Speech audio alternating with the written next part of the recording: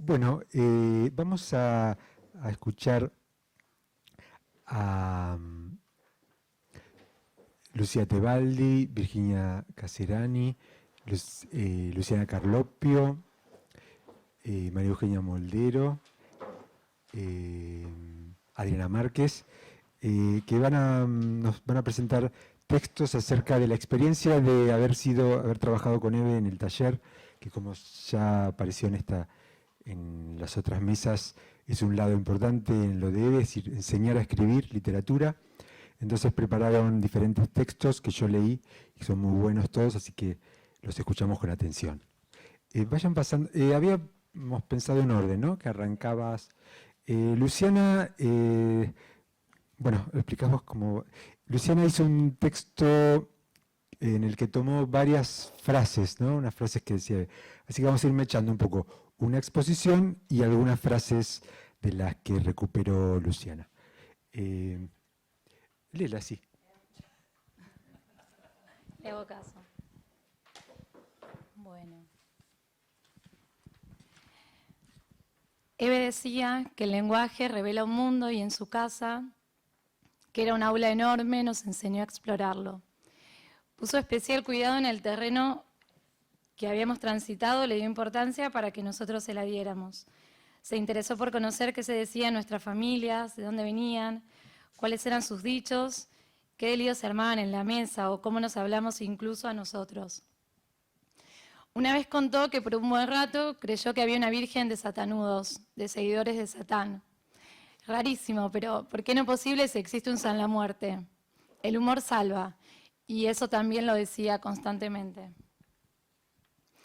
Durante 12 años fui anotando frases de Eve, encomilladas y con una H al final, para que no se me confundieran con Nietzsche, Bale, Felisberto, Manfield o Chekhov. Los refranes criollos que mezclo los incluyo en estas notas porque ella los repetía tanto que me es imposible separarlos ahora como algo que no fueran suyo.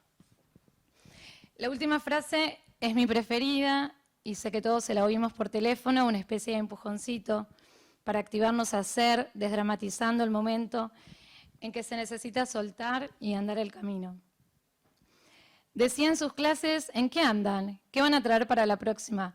Y cuando nos devolvía alguna copia con un guardar, nos estaba felicitando.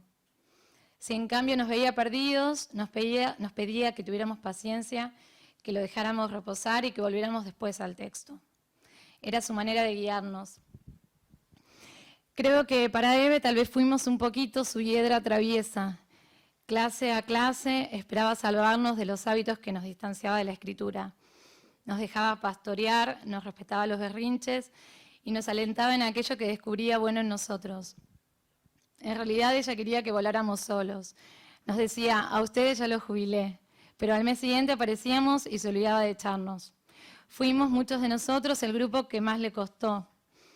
Pienso si todas estas citas que copié en secreto no la molestarían, si no levantaría los ojos al techo, si no se mordería los labios, como diciendo, qué pavadas, Luciana.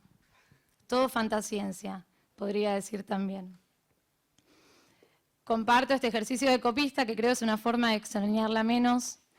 Ojalá logre reflejar el inmenso mundo de Eve, su léxico particular y esa beta consejera que la caracterizó y que tanto nos ayudó a desarrollarnos en el oficio de escribir. Bueno, leo algunas. Eso es una zarabanda de sentimentalismo. Asumite como pajuerana. A la larga ganan las personas que estructuraron su vida. Cuando no se hace dramatismo, las cosas tienen más efecto. Todo ese material de tontería hace a la vida mía. Para mí, escuchar poesía ni ebria ni dormida. Un escritor trabaja con uno mismo. Yo cuando voy a escribir no existo. ¿Sabés cómo se pregunta? Haciéndose lopa, el estúpido. La hipertrofia del rol arruina la producción. Lo más importante es lo subjetivo, porque si no, lo buscas en Wikipedia, en cualquier lado. Aprender a ver qué cuentos son para mí. Se tiene que saber con qué se puede, igual que con los vestidos. Ese me gustó, pero no es para mí. El escritor es un chismoso un poquito refinado. Los poetas en el imaginario son siempre vagos o borrachos, pero si tenés otra profesión, vos empalmás. Si tiro tengo la esperanza de producir algo nuevo, me encanta tirar. Un cuento puede salir de miles de cosas, un dicho, una imagen, un mito, un recuerdo, otro cuento. La bajada de línea es improductiva. Escribir es una artesanía, por eso tiene momentos de todo, de fastidio, de alegría. No hay que sacralizar nada. Si me molestan muchas cosas, no puedo escribir porque no puedo recibir. Más que como escribo mis cuentos, como los concibo.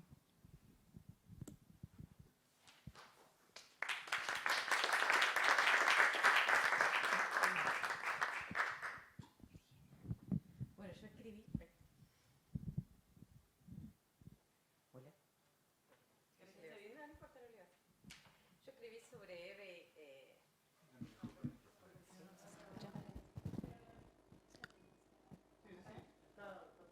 Hola. Yo escribí más que nada sobre Eve y su relación con Simone Weil, que ella siempre, Simone Weil, no sé cómo se pronuncia, siempre la nombraba. La obra narrativa de Eve adquiere su peculiaridad por su mirada, su particular manera de detenerse a mirar las cosas y el mundo de un modo singular y auténtico. Tal vez por eso una de sus frases favoritas es: escribir es transcribir. Ward sostenía en sus talleres de escritura y enseñaba a sus alumnos: no se puede inventar nada. Todo está en la realidad circundante y el escritor siempre es un cronista, es decir, un observador que transcribe lo que ve. Ahora bien, para transcribir la realidad hace falta atención, y eso es lo que Eve toma de Simone Weil. No ya comprender unas cuantas cosas nuevas, sino llegar a comprender las verdades evidentes, poniendo todo de sí mismo y a fuerza de paciencia, trabajo y método. En su grado más alto, la atención es lo mismo que la oración. Presupone la fe y el amor. La atención extrema es lo que constituye la facultad creadora del hombre. La atención se halla ligada al deseo. Esa atención tan plena que hace que el yo desaparezca. Incluso en las crónicas en primera persona, el cronista es un mero espectador y sus observaciones provienen del exterior, de la atención que se le presta al mundo circundante. Ahora bien, no cualquier atención, no la atención fija, porque eso deviene obsesión. Como en el caso de la dedicación excesiva, se vuelve uno dependiente del objeto del esfuerzo. Se hace necesario una recompensa externa que uno está dispuesto a recibir al precio de una deformación de la verdad. El esfuerzo sin deseo, no vinculado a un objeto, es el único que encierra de manera inequívoca una recompensa. La atención con la que Eve escribe sus cuentos y crónicas es una atención indirecta. Eve retrocede ante el objeto que persigue. Solamente lo indirecto resulta eficaz. Traduciendo esto a una estrategia narrativa, los cuentos y las crónicas de Eve van desarrollando un personaje atendiendo a los detalles. Es quizás su libro Un día cualquiera el que resume esta estética. Todo día es tan importante como cualquier otro si se lo sabe atender, observar en sus nimiedades hasta que de esas insignificancias brote la luz. Veamos un párrafo de El olor de Buenos Aires, donde describe a María. Ella estaba totalmente loca, insana, decían. Bañaba los pollos, despachaba desde su casa un tren con un pito de carnaval y corría a la gente de su casa porque decía que la vereda era de ella. Pero tenía un jardín con plantas y florecían lo más bien. Tenía rosa mosqueta, cerco de ligustrina y jazmín. Y yo pensaba que cómo era que a ella le crecían las plantas normales, igual que a las de toda la gente, cuando tenían que haberle nacido plantas apropiadas a una insana, o sea, con aspectos de plantas de enfermedad. La protagonista narradora observa a su tía María, observa lo que hace y lo que tiene. Sabe lo que dicen de ella, pero no cierra el sentido de la locura porque se lo hayan dicho, sino con lo que ve. Despachar un tren imaginario, apropiarse de una vereda pública. Así la narradora sigue observando y ve las plantas lozanas. Esto no se corresponde con lo que le han dicho, y ante esa evidencia no puede hacer más que seguir observando. Eve toma de Simone Weil el precepto: se escribe de igual manera que se pare. No te podés impedir hacer el mayor esfuerzo. Se escribe con una atención fija en lo real, de igual modo que un acto de amor. Eve ama a sus personajes y esto se nota. Hasta Doris, que bailaba como un caballo y no aprendía los logaritmos, parecía provista de unos recursos extraordinarios que ella no tenía. Movía las manos con grandes gestos, se tiraba el flequillo sobre los ojos y lo levantaba con un movimiento rápido, como el de plegar una sábana. Bale propone en su libro La gravedad y la gracia el método mirar hasta que brote la luz. Y eso Eve lo sigue en cada cuento y en cada crónica. La luz brota de los objetos y los personajes, un método para el ejercicio de la inteligencia que consiste en mirar. La atención es una mirada y no un apego. Por este motivo, a pesar de que la mayoría de sus cuentos y crónicas están en primera persona, es la mirada y no el apego lo que logra el efecto natural, de asombro ante las cosas, como si se las viera por primera vez, sin prejuicios que cierren un sentido. En Los hermanos Schiavi describe así las actividades de los 5 hermanos y su madre. De la más chica, Pato, se decía que no terminó el secundario porque insultó a un profesor. Salió de la clase y no volvió más. Se ve que nadie le dijo nada porque esa madre no era de señalar las cosas. Pasaba casi imperceptiblemente para quién sabe qué tipo de tareas. Una mirada que coincide con el punto de vista infantil, pero que mantiene en el resto de sus cuentos. Un día cualquiera es el libro en el que se puede observar enteramente esta trayectoria. Los primeros cuentos, Antonio Tormo, Los hermanos Schiavi, La tía Celina, Mi barrio y los vecinos y El olor de Buenos Aires, desarrollan una mirada infantil iniciada en el método de mirar los objetos hasta que de ellos brote la luz. Y luego en el resto de los cuentos y sus crónicas que componen el libro, a pesar de que la narradora ha crecido, no abandona su asombro y su atención a los objetos y personajes. Es en La tía Celina donde su mirada se observa con más detalle. Mi mamá decía que una de ellas era alta y hermosa como una aparición. Parece que un hombre se enamoró al verla pasar por la esquina, pero el padre era terrible y tiró unos tiros al aire para espantar al mirón. De ese cuento me llamaba la atención varias cosas. Primero, ¿cómo sería de hermosa? Porque mi mamá daba a entender que se trataba de una aparición de las de antes, que eran mucho mejor que las de ahora. Y segundo, ¿cómo no intentó escaparse de esa casa y de ese padre? Y tercero, ¿cómo era que había conservado tan buen humor de vieja sin salir a la calle nunca? Para mí hubiera sido el peor castigo. Esa mirada de asombro, curiosidad infantil y atención a los personajes se mantiene en la narradora ya adulta, como se observa en el cuento En la peluquería. Violeta es ucraniana y quiero saber cosas de su país, pero nunca la saco de es un poco diferente, pero todo como acá.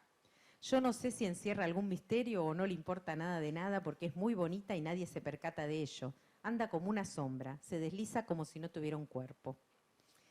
Y hacia el final de Un día cualquiera, la narradora desarrolla al fin todo su potencial. Y llegó la hora de los perros, la del peludito de patitas tiquitiqui que marcha decidido y otro con cara de rectángulo al que yo llamo cara de candado. Me asombra esa cara. Hablo con la dueña de un perro de estos y le pregunto, ¿se acostumbró, señora, a la cara de su perro? ¿Cómo no, señora? Si es un santo. Quizás es en las crónicas en donde la mirada atenta y despojada, la mirada de desapego, construye un mundo y a la vez un estilo. Elvio Gandolfo, en el prólogo a Camilo Asciende, dice que Eve se ubica entre aquellos escritores donde un modo de mirar produce un modo de decir, un estilo, como Eudora Welty, Felisberto Hernández, Mario Lebrero, Juan José Millás, Rodolfo Fowil o Clarice Lispector. De esa mirada, Haroldo Conti ha dicho que es una mirada marciana, una cruza de frases verbales de aparente ingenuidad que parecen infantiles, pero de simpleza en simpleza uno penetra en honduras y laberintos donde solo se puede avanzar si se participa de la magia de ese nuevo mundo. Ni aclara ni completa una realidad conocida, revela, o mejor dicho, ella misma es una realidad única, distinta. Norma, mi gran amiga, se tomaba su tiempo para salir a la calle. No salía precipitadamente como yo quería salir a la calle y no contaba todo. De ellos, se decía en mi casa, son muy reservados. Y yo pensaba, ¿cómo sería eso de ser reservados? ¿Qué es lo que había que reservar? La escritura de Eve tiene entonces alcance filosófico y es cuando volvemos a Simone Weil, alguien a quien Eve citaba a menudo.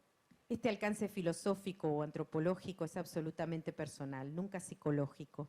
En general, desde la primera persona o desde múltiples alter egos, siempre enfocando la mirada hacia afuera y con la atención indirecta que acerca al objeto lo necesario para verlo sin llegar a la obsesión. En el cuento Antonio Tormo, la narradora escucha una canción.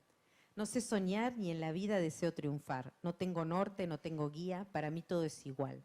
Y piensa, y es que no tener sueños debía ser una cosa terrible, porque el poeta llevaba harapos, pero era soñador. Eso era otra cosa. Ah, ni en la vida deseo triunfar. ¿Qué sería eso de triunfar? ¿Triunfar sería algo así como ganar? Eso lo entendía para jugar a la paleta. Mi amiga siempre me ganaba, triunfaba sobre mí. Y una vez que yo estaba por ganar, la dejé ganar porque me estaba mirando con odio y bronca. No, yo tampoco deseaba ganar porque después todos te odian. Bueno, leo las conclusiones. Ward, Eve y su mirada marciana han aportado a la narrativa argentina un realismo muy singular, capaz de resaltar personajes sencillos y descubrir en ellos toda la belleza de los matices. De manera que al penetrar en profundidad en cada personaje, observándolo, midiéndolo con suma atención, una atención que lejos de la obsesión es una forma de mirar indirectamente, de dejar que las cosas nos vayan llamando y crear una verdadera cosmovisión, una filosofía basada en el respeto al objeto por mínimo que sea. Y de ese respeto nace la luz que ilumina el texto y deja al narrador y al lector en un estado de gracia.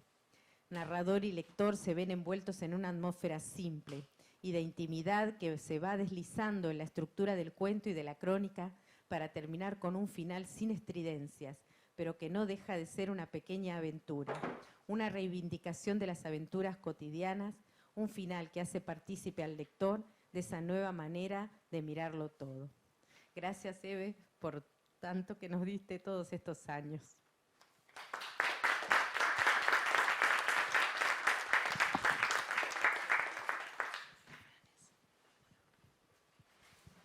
Continuamos con las frases. Los juicios de valor obturan la posibilidad de mirar lo real.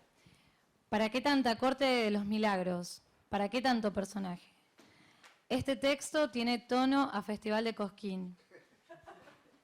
Es muy importante el pero. Por ejemplo, el tío español de un novio decía: calzo bien, visto bien, pero no tengo ilusiones. O Catulo, que decía: Cintia es perfecta, pero no es hermosa. O esto otro que me dijo mi amiga X: salí para comprar una blusa, pero volví con una cacerola. Escribir sobre uno mismo, así uno se perdona. El humor es perdón. Todas las cosas de escribir son como el Chavo del Ocho, sin querer queriendo. Cada uno tiene sus propios hábitos. Onetti, por ejemplo, escribía en el baño. A mí a las 5 de la tarde se me sulfata la cabeza. Felisberto Hernández es un mirón. Y bueno, digo algunos refranes cortitos que le gustaban. ¿Qué sabe el burro de confite si nunca fue confitero? Lo dejó mirando las astronomías. Una mujer con más vueltas que perro para echarse. Cada cual con su cada cual y yo con mi cada solito. No te pases al patio, que vas a pisar los pollos. No me parece Roldán que todas las vacas sean suyas. De casi nadie se muere. Para hacerse vaquiano hay que perderse una vez.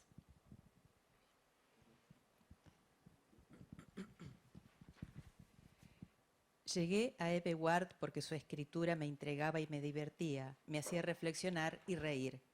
Me acerqué a ella al final de una entrevista para pedirle que me firmara su libro y cuando estaba por devolvérmelo le pregunté por los talleres. Dijo que tenía todo completo, pero en la segunda hoja de turistas agregó su teléfono. Llámame a fin de julio, me dijo. Estuve una mañana en su casa, yo le había enviado 2 textos, uno era una especie de recuerdo de infancia y el otro algo más ficcional. Del relato familiar me dijo demasiado apego y del otro vos te lanzás como un Sputnik. Nunca me hubiera figurado que alguien me compararía con un dispositivo espacial. De hecho, pensar en el espacio sideral me espanta. Desde ese día estuve años con ella e he intentado transitar mi escritura tomando una sana distancia entre el exceso de cercanía y el lejano y frío Sputnik. Asistir a su taller fue sugerente e impactante. Eve, como en su escritura, tiene un modo singular de llevarnos a través de misterios y estímulos. Yo la leía con entusiasmo, con regocijo, y a fuerza de tratarla, esos textos en los que yo lectora podía encontrarme sola ante quien escribe, adquirieron de forma inconfundible el tono de su voz. Creo no haber conocido persona tan libre de prejuicios, o por lo menos tan determinada a librarse de ellos. Aguda y curiosa, interesada en saber qué hay en cada persona, qué pensamiento la anima, cuál es su lógica interna. No condenaba ni rechazaba, y si tenía que arbitrar, lo hacía con una suave ecuanimidad. Se admiraba ante lo distinto, y si algo la dejaba perpleja, preguntaba: ¿y vos qué pensás? ¿Y vos? Como haciendo notas mentales. Su disposición habitual era alegre y chispeante, poseía una gran intensidad emocional. De igual modo, sabía conectar con las pérdidas, la soledad y el desamparo. Atenta a la salud del grupo y a lo particular de cada uno, había recomendaciones generales y las había particulares. Vos tenés que leer a tal, nos remarcaba, anotá. Y nos daba autores y cuentos para ir trabajando, como le decía ella, a la lectura sosegada y atenta de determinados temas. Durante el taller, la charla giraba sobre la vida y los escritos. Eve contaba por dónde estaba ella, familia, viajes, animales, y quería saber dónde estábamos nosotros. ¿Trajiste? Trajiste era haber estado trabajando algo propio para leer. Del taller salíamos con algo terminado o con una idea bastante concreta de lo que podíamos hacer. De las clases tomé el hábito de resolverme a poner título a los escritos. No tiene título, ponele título, decía Eve. Sin título, un texto estaba sin terminar. Y en verdad, el título no solo es ineludible, como el nombre en una persona hace a la identidad de un texto, lo anuncia, lo estructura y lo completa.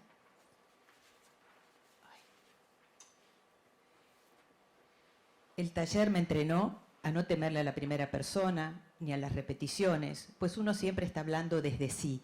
Pensamos y escribimos versiones y digresiones sobre un repertorio acotado y conocido, nosotros. Por lo tanto, uno debe tomarse muy en serio a sí mismo, es decir, ser claro y ser consistente.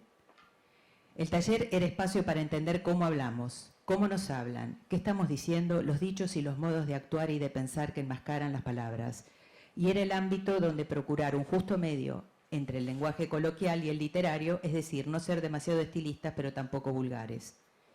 Pienso en la mesa de trabajo en lo de Eve, y la imagen coincide con su cuento Maestrita, donde a una docente muy joven le asignan como aula un vagón de tranvía junto al mástil en el medio de un patio desangelado.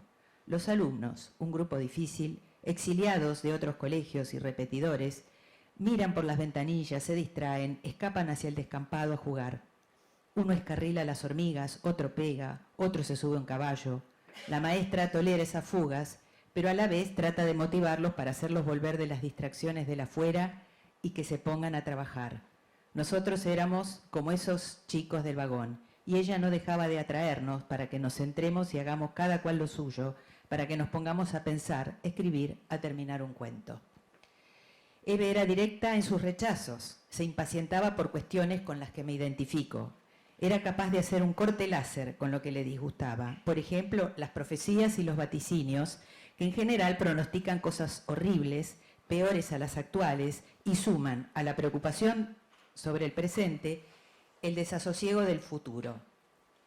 Del mismo modo podía rechazar de plano ciertos temas. En una entrevista alguien le preguntó sobre la vejez, la declinación del ser humano, etcétera, etcétera. Eve dijo: a mí no me gusta hablar de eso, no hablo de eso. Y lo dijo amable, no había lugar a dudas. También le exasperaban las cosas superfluas, excedentes, o las que habían perdido su justificación. Fotocopias de cuentos acumulados, libros con letra chiquita, suplementos y hasta a veces plantas. Como si el universo material que la rodeaba tuviera que responder a una ley de economía y finalidad. Y ella estaba decidida a librarse de todos esos trastos inútiles que eran devueltos al reino de la contingencia, es decir, a nuestras manos a través de sorteos al final de la clase. Le impacientaban las despedidas largas, que se demoran y no tienen vistas de terminar, como en una reunión en que alguien dice que está por irse, se despide pero se queda, sigue la charla y se vuelve a despedir, y así boya un rato más. Hay una intención que no condice con la acción. Eve nos decía: a vos ya te despedí, a vos ya te despedí, a vos también, y se daba media vuelta y se iba.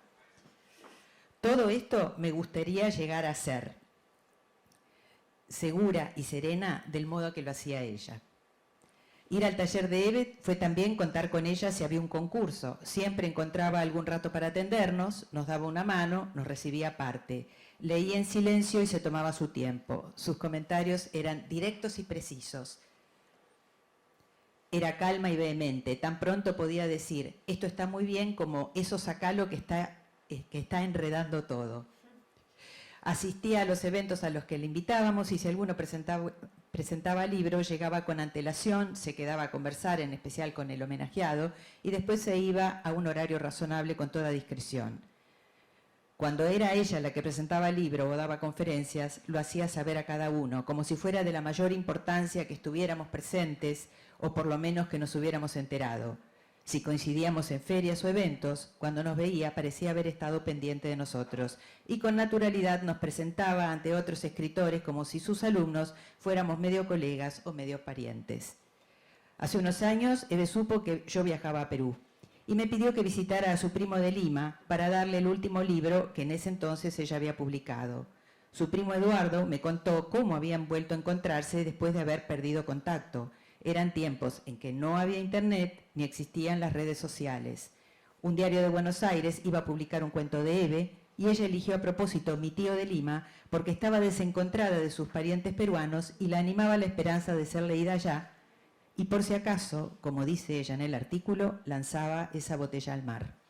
Eduardo Mazzini, que también se había preguntado tantas veces cómo reencontrar a Eve, vio en el diario no solo un cuento de su prima escritora, además un epígrafe que ella misma le dirigía en particular. Esa charla con el primo de Lima me hizo entrar en la dimensión de la literatura de Eve Ward, donde se entrecruzan afectos, alumnos, amigos, la familia, los relatos. Ya lo he dicho y lo pienso, así que lo voy a repetir, uno de los mejores vínculos que hay es con quienes nos enseñan, con quienes nos facilitan los medios para aprender, compartimos un espacio de estudio y vamos haciendo caminos. Con quienes nos abrevian las distancias hacia aquello que procuramos, hacia nuestro objeto de deseo. Yo llamo a esas personas facilitadoras. Eve fue para mí y para muchos una facilitadora en gran medida, atenta, como decía en clase, a que escribiéramos mejor y a la vez a que fuéramos mejores personas.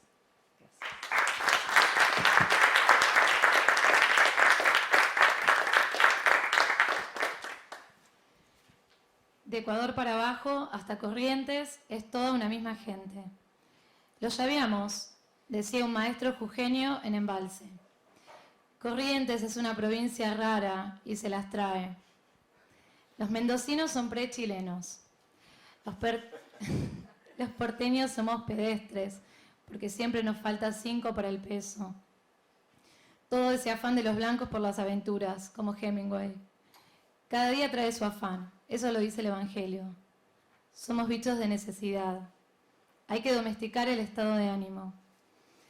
Y esa noche que no sabes qué hacer, te haces bicho bolita. Hacer pis cuando llueve. Uno también produce agua. Los sentimientos de bronca traen su propia voladura de cabeza. Que no te agarre la moralina. ¿A qué jugabas cuando eras chico? Esa pregunta me da idea de cómo es la persona.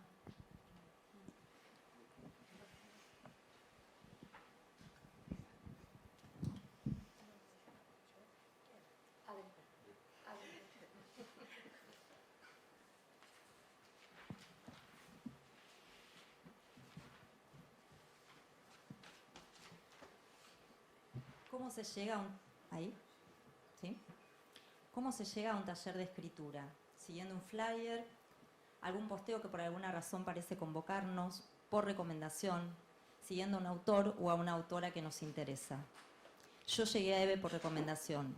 Confieso que no la había leído, tampoco había visto su cara en reportajes o videos, y algo de esa situación me atraía a mí, diligente y aplicada egresada de letras. De tan aplicada, tal vez cercada por lecturas más bien canónicas, que en el taller de Eve pude ampliar, complementar, interrogar desde otro espacio. Eve me era singular no solo porque sonaba raro su nombre y más su apellido. Nombrarla era igual a nombrar algo por primera vez. Así, Eve fue singular antes de conocerla, luego lo sería de otras maneras. Sigo, llegué a Eve por recomendación, me pasaron su teléfono y la llamé. Enseguida atendió y tras un breve diálogo en algún momento escuché el famoso tajante, bueno, chau. Así, sin coma ni espacio en el medio, nada. Luego sabría que era una de sus marcas registradas. La conversación telefónica la aburría y llegado a un punto cortaba luego de un sorpresivo bueno, chau. Fui más de 10 años al taller de Eve. En el medio tuve otra hija, la primera creció y todos los etcéteras que pueden entrar en tanto tiempo. Eve no cambió. Yo pasaba de un grupo a otro, conocía nuevos compañeros y compañeras, nuevos textos, estilos, personalidades, vidas. Eve a veces me presentaba como la veterana, cosa que me daba mucha ternura, sumado al hecho de que ponía a mi disposición la cocina para que me haga el mate. Ella tomaba café cada tanto, algún mate, y tenía la delicadeza de poner a calentar el agua antes de que llegáramos, pero no de apagar la hornalla. Cuando yo me acercaba a la cocina, de la pava a punto de explotar, salían chimeneas de vapor por la tapa que bailoteaba mientras Eve me decía, capaz que ya está caliente, ¿no? A veces después de los mates, cafés, galletitas y lecturas, cualquiera fuese la hora, sacaba un limonchelo de la heladera y nos servía en unos vasos diminutos, participándonos de una amabilidad que a mí, bastante conservadora en ciertas rutinas, me sonaba un tanto caótica. Según parámetros míos, cada una de esas bebidas tenía su horario conveniente, pero Eve las mezclaba. Se le ocurría en el momento, se acordaba que tenía en la heladera y convidaba. Eve misma era una mezcla que me desconcertaba y me atraía. Sus escritos eran singulares, ya fuesen crónicas, relatos, cuentos, no importaba el género. De hecho, su talento para manejar distintos géneros y también para mezclarlos también me llamaba la atención. Y las temáticas que elegía, desde viajes, reuniones de consorcio, filósofos, animales, plantas, tías locas, seres desfulanizados. Yo venía de una carrera donde primaban las definiciones, cánones, la teoría de los formalistas rusos, y Eve desmantelaba mi caparazón de chica de Juan cada vez que luego de escuchar los textos que habíamos escrito, ansiosos por sus comentarios, en lugar del esperado análisis de teoría literaria al que yo estaba acostumbrada, veía a Eve pitar el cigarrillo, exhalar y luego hacer preguntas como ¿y de qué modo se enoja ese personaje? Porque no todos nos enojamos igual, ¿sí o no? Cuando escuchaba eso yo quedaba inmovilizada. Para mí un personaje se enojaba y punto. Me parecía de lo más básico pararse a indagar eso.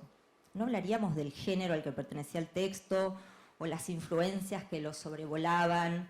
¿Por qué no analizábamos su estructura? ¿Por qué no lo diseccionábamos como una rana, como hacíamos en letras? Luego entendí, Eve nos preguntaba desde lo sociológico, lo filosófico, lo antropológico, lo humano. Nada de eso era básico, todo lo contrario. Y entendí también que eso justamente haría que un texto tuviese profundidad y carnadura, una tercera dimensión, que no solo fuese un objeto capaz de ser diseccionado por seguidores de formalistas rusos, un texto vivo o que pudiese captar lo vivo en las contradicciones, en los peros, como decía Eve. Otro rasgo que me llamaba mucho la atención era el proceso de escritura de Eve. Tengo todo en la cabeza y lo bajo, decía. Nos explicaba que durante un tiempo iba armando una historia o construyendo un personaje y cuando lo bajaba al papel tenía la tarea concluida. Contaba que retocaba muy poco o nada o algo que le marcaban desde la editorial. En un reportaje dijo sobre esto: corrijo poco, lo que no sirve lo tiro, algo así como cortar un vestido. Si se tiene la idea y se lo corta bien, sale bien. Como dije, fui bastantes años al taller de Eve, es decir, que pasé por distintos grupos, días, horarios, demás. El grupo en el que estuve el último año era de veteranas, como yo, las que ya habíamos cursado varios años y sabíamos de memoria lo que Eve diría, pero íbamos porque eso justamente era nuestro placer. Cuando Eve comenzó a decirnos que ya estábamos listas para dejar el taller, nos quejamos cual niñitas, que nos abandonás, que nos graduás a la fuerza, que nos jubilás, que bla, bla, bla. Eve se reía y nos decía que ya sabíamos todo lo que ella enseñaba, que no podía darnos más y que además aprovechábamos el encuentro para ser sociales y divertirnos. Daba ese taller un sábado y sí, solíamos ponernos festivas. La convencimos de seguir un poco hasta que finalmente nos jubiló, pero nunca dejamos de verla. Nos seguíamos encontrando cada vez que presentaba un libro o íbamos a visitarla. Le encantaba charlar. Con el tiempo encontré que todo lo singular que yo encontraba en Eve también era mencionado de distinta forma en algunos reportajes, comentarios o artículos. Cuando leí que Haroldo Conti se había referido a ella como una escritora de mirada marciana, como decías, supe que lo que yo veía como singular en Eve bien podía ser una especie de marcianidad que se extendía a todo su ser y hacer. En esa categoría entraba tanto el limonchero después del café como ciertas preguntas que hacía luego de nuestras lecturas. Tengo anotados comentarios suyos en los márgenes de relatos que llevábamos al taller. Por ejemplo, sobre un personaje preguntaba: ¿la halaga? ¿Qué le pasa? En otro: ¿llantos en la habitación? No. O sí, pero solo 2 renglones. Si leíamos un cuento y después nos decía, dejarlo en remojo, era porque necesitamos distanciarnos, que me diera un tiempo para corregirlo, para que se asentaran ciertas ideas. Y si la frase era: a este guardalo, la alegría era inmensa, significaba que estaba bien, que no había nada para corregir. Era una maestra singular, prudente, si algo no le cerraba, más bien optaba por el silencio, o trataba de hacer repensar cuestiones básicas que habíamos descuidado por focalizar, según nuestros criterios, a veces como grandes temas. Particular también era su forma de demostrar cariño. Hace unos años tuve un accidente. Eve me llamó por teléfono a los pocos días. Hablamos un rato y cuando se estaba por despedir, en realidad cuando estaba por bajar el telón con el bueno, chau, me dijo: bueno, cuídate, yo te voy a llamar cada 20 días o un mes, casi como una auditoría. Y se rió con esa risa de niña que tenía y que tanto bien hacía, porque yo me reí con ella y después sí, entre risas, bajó el telón. Eve cumplió. Me llamó una vez por mes durante un año hasta que pudimos vernos. Hablábamos de cualquier cosa: la situación del país, sus talleres, mis hijas, mi trabajo, sus futuros viajes. Siempre estaba organizando uno o más. Su auditoría de cariño me hizo bien. Ella estaba ahí, cerca, pendiente, como había prometido. Su cariño se manifestaba de un modo contundente y a la vez relajado, porque si algo no le gustaba, repetía, era la desmesura, ni en los escritos ni en la vida. Otra singularidad de Eve era su desapego. En cada grupo de taller, cada tanto, sorteaba un libro, como dijo María Eugenia. Le pedía a alguien que escribiera cada nombre en un papel. Lo hiciera a bollos chiquitos, pero de tamaño lo más parecido posible, para hacerlo más democrático. Los mezclaba en sus manos, las movía y alguien sacaba. Había silbidos y nervios actuados y finalmente alguien se iba con un libro de regalo. No eran libros que le sobraban, pero como no le gustaba acumular, se despojaba. Estaba a favor de la selección, se quedaba con lo que jamás entrarían en sorteos.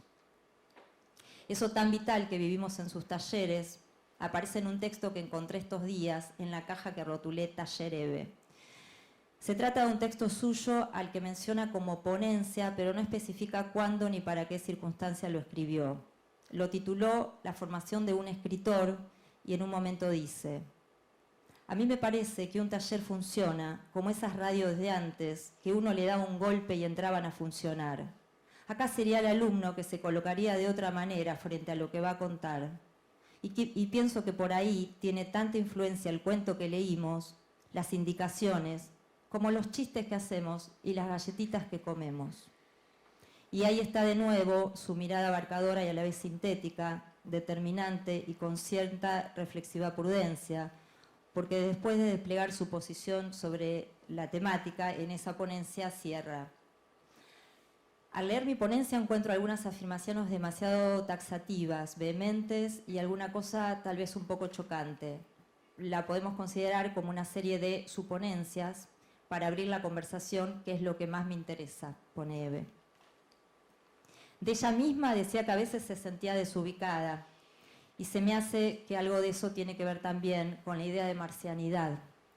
El ser que está afuera, que se siente desubicado por momentos, que mira al mundo como si fuera nuevo. Para Eve todo era interesante, lo repetía y lo llevaba a la escritura. Nada es interesante o relevante por sí mismo, es una de sus enseñanzas. Si llevábamos una crónica breve sobre un gato, por ejemplo, o sobre una alfombra heredada o sobre un viaje en colectivo, no era el tema lo que lo sometía a juicio, sino el cómo se lo contaba. Con Eve aprendimos que las palabras se unen a las cosas de modos, a veces erráticos o arbitrarios, tan azarosos que tal vez lo marciano deja de serlo y nos damos cuenta de que en realidad es nuestra mirada alienada la que está viendo poco interesante, algo que bien podría ser precioso.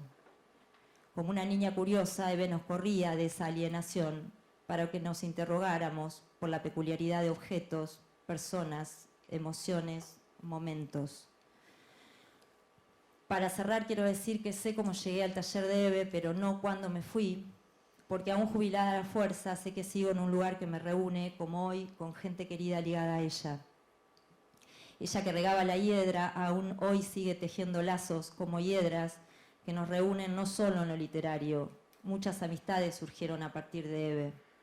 Y quienes fuimos a su taller escribimos sabiendo de qué se quejaría o reiría o directamente aboliría. Pero seguimos escribiendo y reuniéndonos. Ese también es uno de sus legados tan singulares.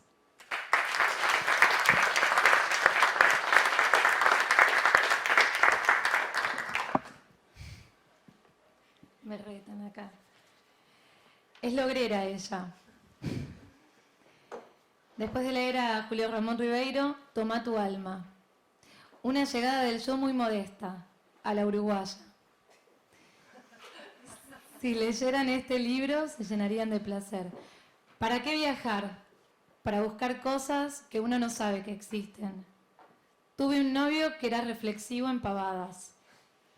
Por favor, sé más burguesita, me decía mi psicólogo.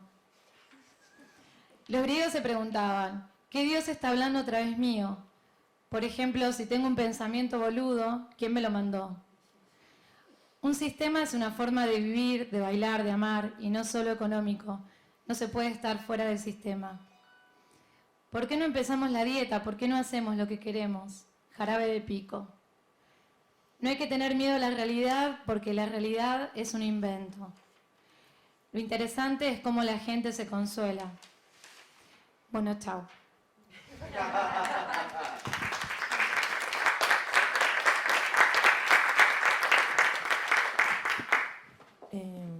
Bueno, yo voy a tomar algunas partes de lo que escribí porque si no es muy largo. Pero porque además dijeron varias cosas que no quisiera repetir, pero por ahí sí tomarlas. Para mí pasar por Eve es pasar por un proceso dialéctico que tiene que ver con el punto de vista, como un poco lo que decías vos recién, ¿no? El punto de vista, la voz y el lugar de la enunciación, y no con el objeto del cual se está hablando, sino con el lugar de nuestra mirada. Un alumno podía llegar al taller de Eve diciendo que quería escribir una novela, por ejemplo. Eve desarma esa posición del escritor para llevarlo a la de un carpintero, la de un zapatero que trabaja en su oficio. No hay una obra a priori, no hay un objeto exterior, no hay un tema.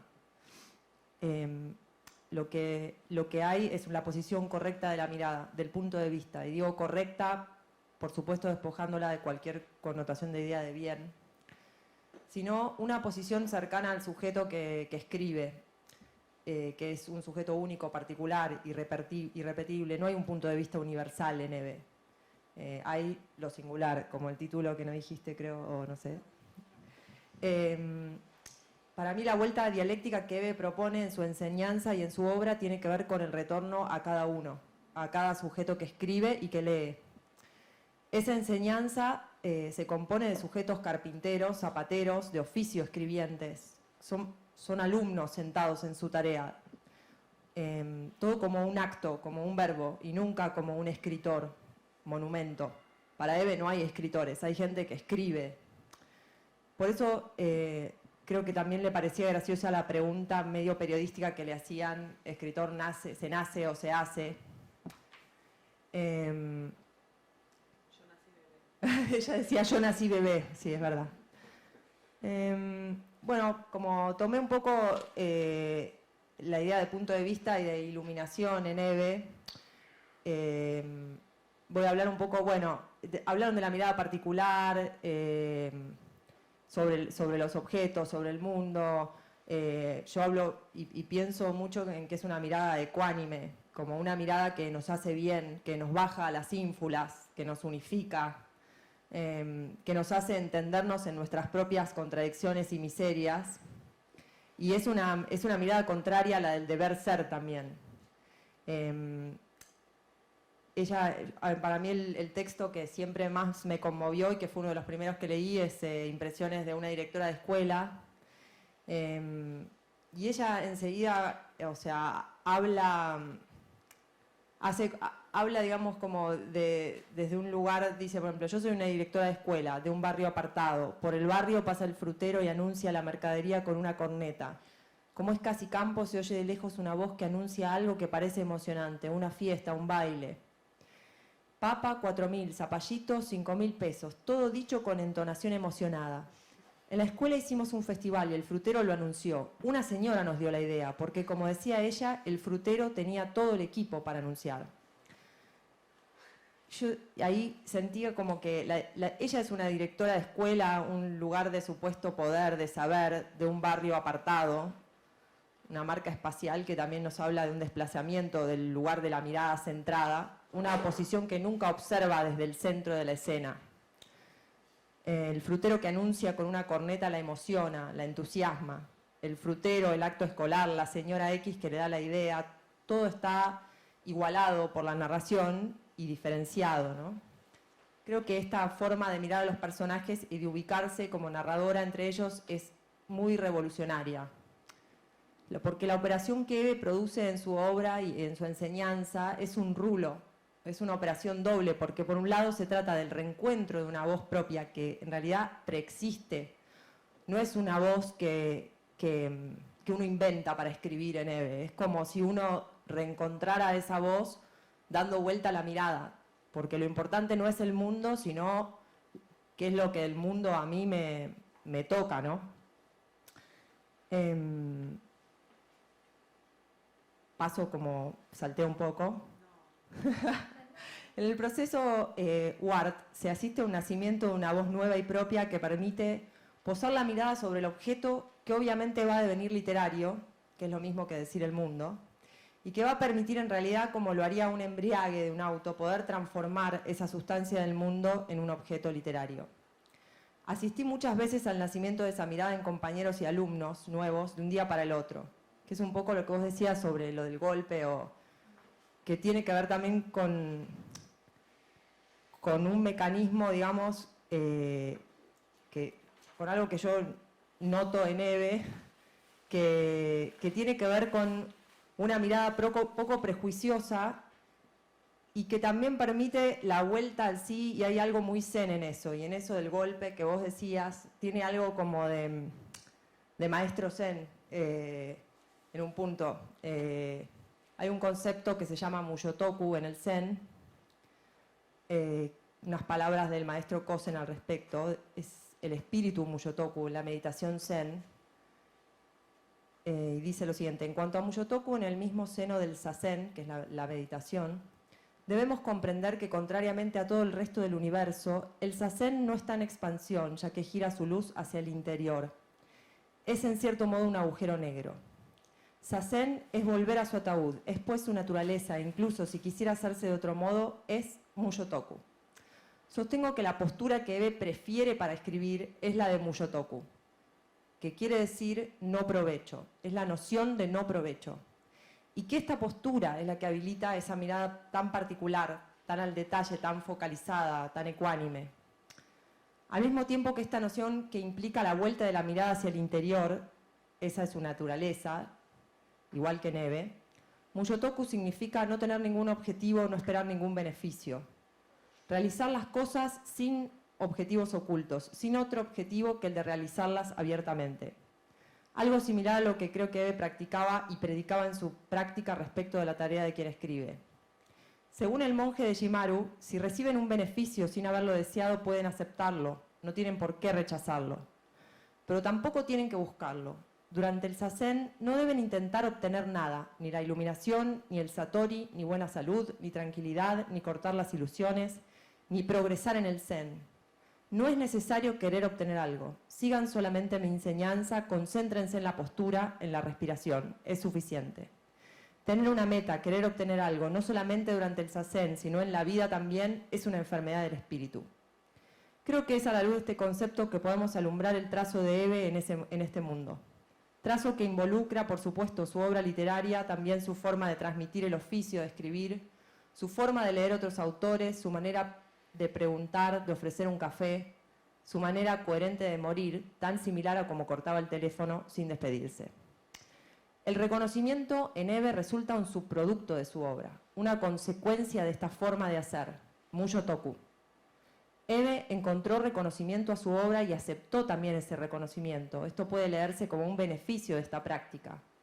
Recordemos así también que qué poco le importaban las tapas, los títulos de... No digo los títulos en sí, le importaban los títulos, pero no los títulos de reconocimientos, digamos. Las fotos, los premios, que podía decidir donar miles de dólares a un grupo mapuche revolucionario o algo así, en plena era de Patricia Bullrich y Cuom. Hay también una operación muy WARD para escribir y para vivir mejor que involucra el desdoblamiento de la mirada que observa el yo desde otro lado, quizás más desde la parte trasera del cerebro, como en el Zen. La cito a ella: no se puede escribir de la ira cuando estás iracundo, yo no puedo, porque me sale una cosa iracunda y yo no me puedo ver. El humor es como una vuelta en la cual te podés ver a vos iracundo y por lo tanto te perdonás. Eve decía: yo no hago tribunales, hay escritores que hacen tribunales, yo no. Eso quiere decir que descreía del método de sentarse todos los días 3 horas a la mañana y obligarse a escribir de 9 a 12. Eve pensaba y después escribía. Bueno, esto... para terminar... yo nunca jamás vi a Eve corregir una falta de ortografía o un error de sintaxis a ningún alumno. Jamás fue necesario, no le importaba. El hecho de dónde terminar una oración, cómo puntuar, qué adjetivo es mejor que otro, carece de sentido en este universo. Lo que importa es la mella que el mundo, los acontecimientos producen en los que escriben y cómo se posa la mirada sobre ellos. Quizás también, por eso es que la producción de sus discípulos no es homogénea, no existe un estilo Eve, o si lo hay, es trucho, es mentiroso. No quisiera toparme con textos huartianos. Lo que sí puede garantizarse en los escritos de sus verdaderos discípulos es la existencia de esa voz cada vez única y propia que la acerca a la verdad de cada sujeto.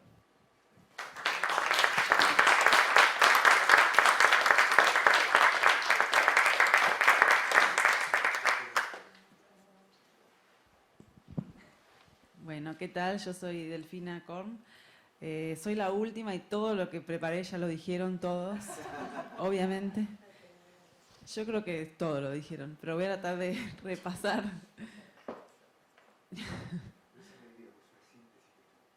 Bueno, perfecto. Bueno. Bueno, yo escribí este texto que se llama 10 cosas que aprendí de Eve. Nada es más importante que escribir. Ningún estado de ánimo, ni bajo ni exaltado, nos debe distraer de eso. La única manera de lograr una mirada propia sobre algo es contemplarlo el tiempo suficiente como para que esa situación o personaje se nos revele. Se nos revele quiere decir que lo podamos ver sin prejuicios, con el asombro de un niño o de un extraterrestre. Escribir no es inventar, es transcribir. Hay que buscar ser un buen traductor de la realidad. Nuestra guía a la hora de elegir sobre qué escribir debe ser ir tras ello que nos llama la atención. Despojarnos de toda idea sobre lo que quisiéramos o deberíamos escribir. Un cuento es como una planta. Uno la riega y eso ayuda a que viva, pero no es dueño de decidir cómo o hacia dónde crece esa planta, decía Eve citando a Felisberto Hernández. Si estoy trabado con un cuento, dejarlo en remojo. Mientras tanto, dedicarme a hacer cualquier otra cosa. Cada texto tiene su propio tiempo. Escribir con demasiada voluntad nos traba. Hay que escribir, como decía Eve citando a Katherine Mansfield, sin esperanza ni desesperación. La vanidad es mala, no porque sea moralmente mala, sino porque no nos deja ver. Cuando escribo algo muy bueno, decía Katherine Mansfield, ya sé que por un tiempo lo que escriba después no será bueno, porque estoy como muy arriba. Todo duelo, pérdida, frustración o pena amorosa es buena para investigar la hora de escribir. Cuando espero a alguien que no llega, a un colectivo o cualquier situación en la que siento que el tiempo no pasa, es una excelente oportunidad para registrar el devaneo interno que tengo en ese momento. Una dificultad es un sol, decía Simone Weil. Eve siempre lo repetía. A la hora de armar personajes hay que registrar el habla. En el discurso de alguien está su alma, su particularidad. Si encontramos qué quiere decir una persona cuando usa determinada palabra, podemos descubrir el significado que tiene el mundo para él. Eve recomendaba salir a recorrer tiendas de barrio y observar vidrieras. Por cómo están dispuestas las cosas en la vidriera, o si tienen cartelitos con frases o adornos, puedo ver cómo es esa persona que atiende el lugar o el dueño, qué fantasías tiene. Cuando visito un lugar, tratar de registrar qué frases están escritas en las paredes y cómo se llaman los locales. No se llama igual un locutorio en la capital federal que en Entre Ríos.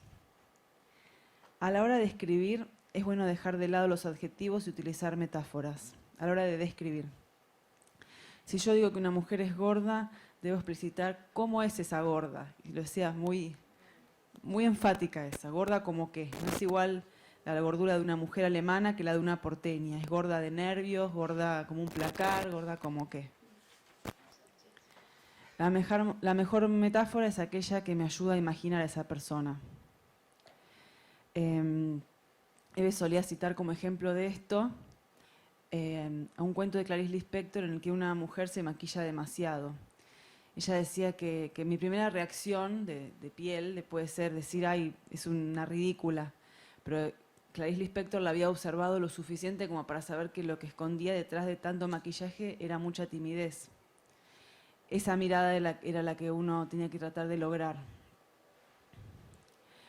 Para escribir hay que intentar despojarse del no soporto. Si estoy muy a flor de piel, no soporto el pullover, no soporto el sol, no soporto el frío, no soporto nada, en realidad no me soporto a mí.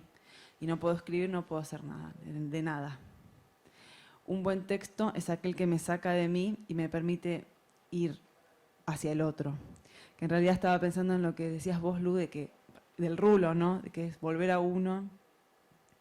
Es como que me saca de esa alienación de la que vos hablabas. Sí. Conectándome con lo que tengo de particular y también es lo que más se puede transmitir. No sé. Bueno, esto no lo voy a dejar, pues ya lo dijeron todos. Bueno, Eve casi nunca nos corregía temas de estilo o forma. Para ella no era importante que el lenguaje fuera bello, sino que comunicara. El resto del trabajo lo podía hacer un editor o cualquiera. Si busco escribir muy lindo o jugando con el lenguaje, la intención de hacer el texto bello me distrae de lo que quiero comunicar. Y Eve criticaba mucho a los porteños. Decía que los escritores porteños no sabemos escribir diálogos porque el deber ser nos opaca la mirada. Escribimos diálogos que son como pensamos que la gente debería hablar y no como la gente habla. Halagaba mucho a los norteamericanos del sur como dialoguistas y también por cómo empezaban sus textos, situando la acción, dónde sucedía, quién era el personaje, cuándo. Decía que a veces acá en el Río de la Plata nos perdemos queriendo dar un comienzo más poético o misterioso y termina sucediendo que no se entiende nada. Pero bueno, mientras decía todo esto, también me pasó de pensar que en realidad esta enumeración de las cosas que aprendí de Eve no llegan ni alcanzan no representan lo que ella dejó en mí, no alcanzaría, es imposible. Creo que en todos los que estamos acá la extrañamos muchísimo. Yo personalmente casi que no pude volver a escribir desde que falleció porque siento como que no tengo, como que me di cuenta de que yo escribía para mostrarle a ella, como que no tengo más. Bueno, eso, ella para mí estaba pensando, me gustó mucho lo que dijiste de que te saca de la alienación, porque yo siempre recuerdo salir del taller de Eve totalmente revitalizada, o sea, con muchas ganas de vivir, de descubrir, de explorar, y creo que eso también era porque ella nos hacía un lugar en ella.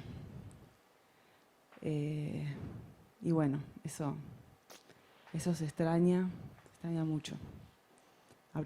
Tengo esa imagen de ella abriendo la puerta de su casa. ¿Qué decís? Así, con su saquito violeta. Así que bueno, gracias Eve por todo lo que nos diste.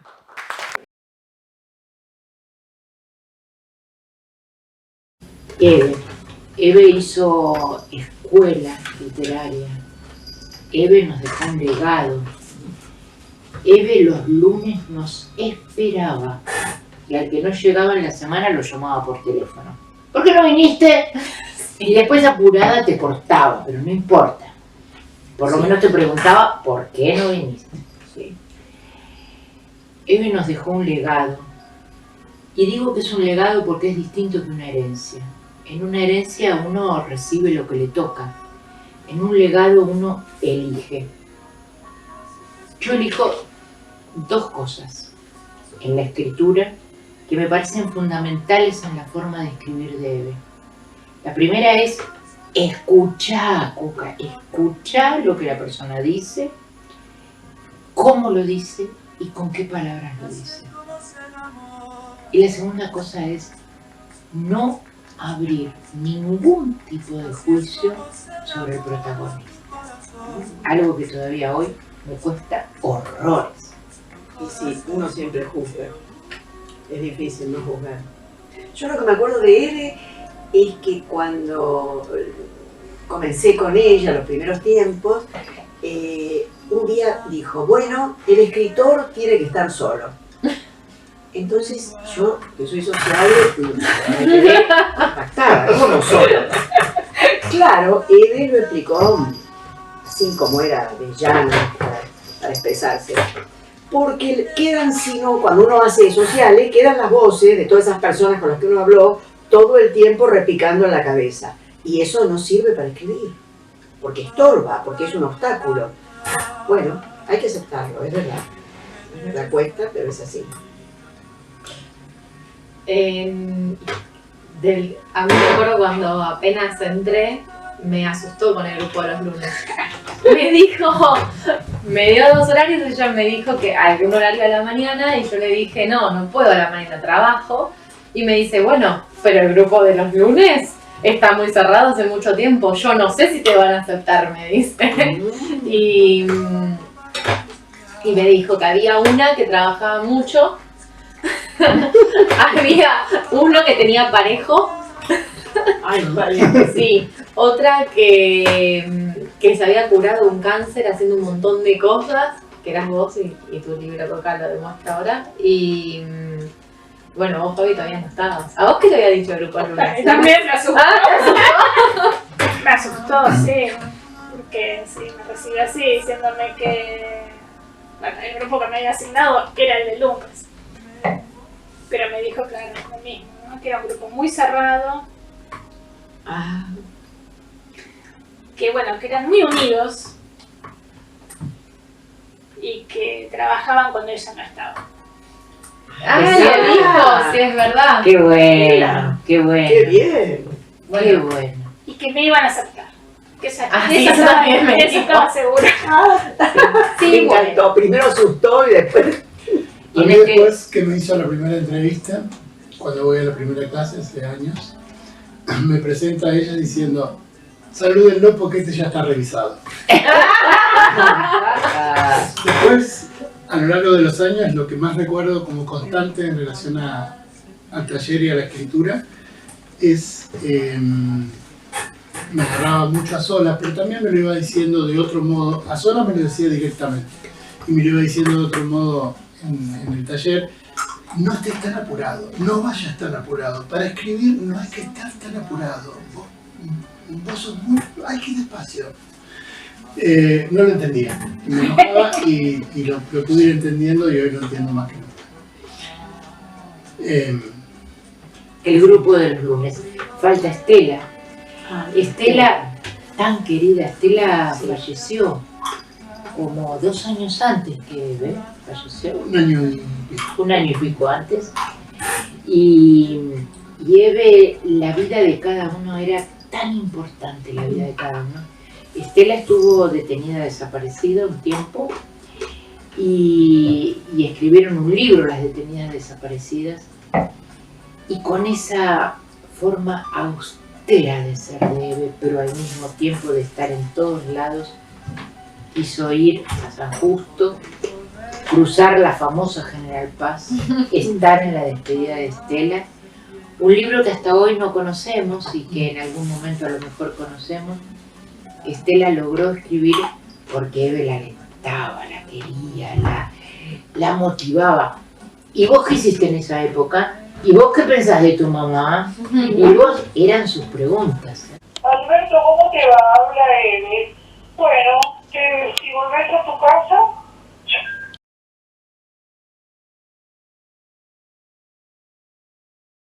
Hola, mi nombre es Mara.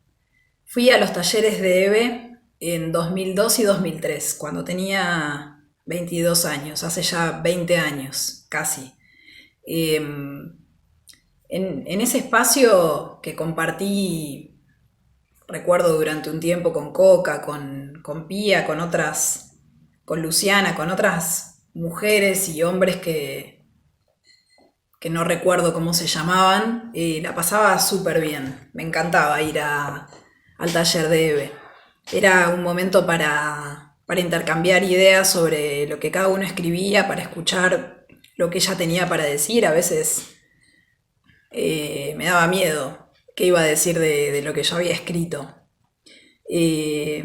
No soy buena escribiendo, o sea que creo que no mejoré mucho a partir de lo que ella me indicaba, pero sí aprendí, y eso estoy segura, de eso estoy segura. Aprendí a leer de determinadas maneras, aprendí a seguir determinados tipos de autores que ella nos indicaba que estaban buenos. O sea, tengo marcados todos los títulos y los buscaba en las bibliotecas, iba a las mesas de saldo que nos recomendaba. Fui una alumna muy obediente en ese sentido. Acá encontré el cuadernito de esa época. Ella me indicó cosas que tienen que ver conmigo. Supongo que conocía muy bien a cada uno de sus alumnos y alumnas. Me marcaba que no tuviera pensamientos fundamentalistas sobre las cosas, que analizara cuando me disgustaba con algo. Todo eso, muchas cosas más. No me alcanza el tiempo para hablar de lo que luego fue una gran amistad con Eve.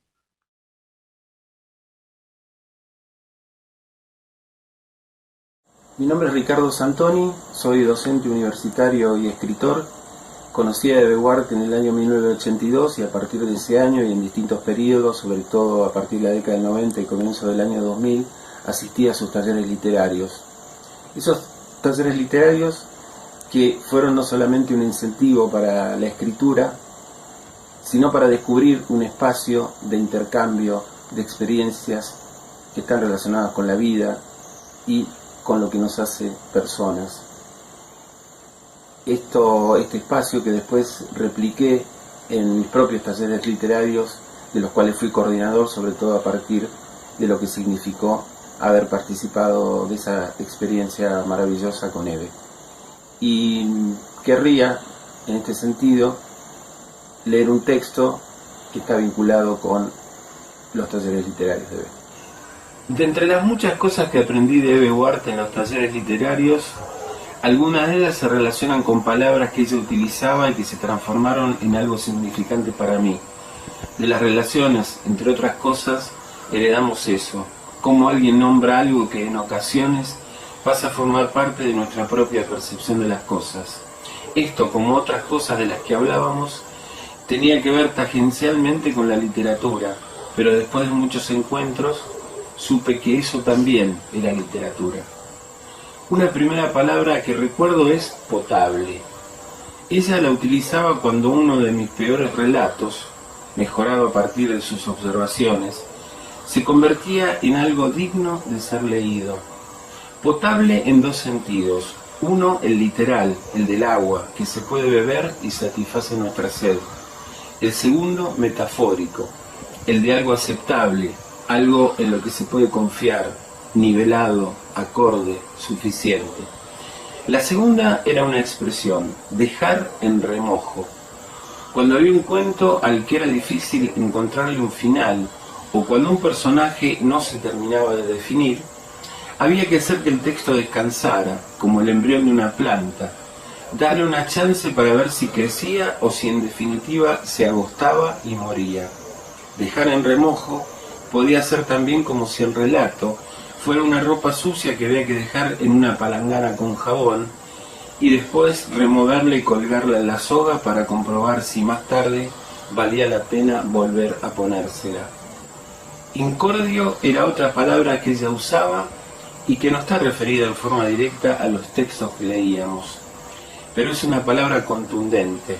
Incordio es un desajuste ontológico, aunque pueda ser utilizada para señalar algo tan pedestre como intentar realizar un trámite que lleva mucho tiempo o viajar en un subte en Buenos Aires a las 6 de la tarde.